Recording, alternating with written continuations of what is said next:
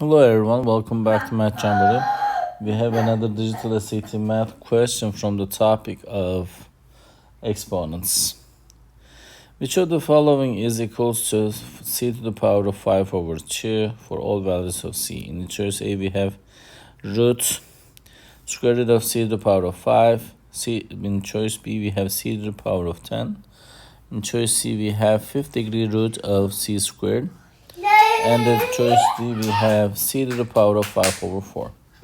Sorry about that in the background. My son is kind of like making noise, but this is the only time I can create this video. So let's solve this one. C to the power of 5 over 2. And so since 5 is in numerator, this is going to stay on top of c, 5. But this 2 goes into root. And we usually don't write the second degree root. That's why we call it the square root.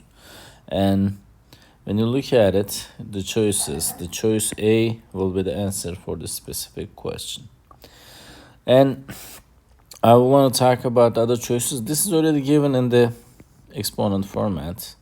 This is given as root. If you will convert into exponent format, this is going to become c to the power of 2 over 5. As you can see, 2 goes in numerator and 5 goes in denominator. This is given as exponent. Let's convert into the root format. And then c, 5 stays on top, and the degree 4 goes in here. That's how it works.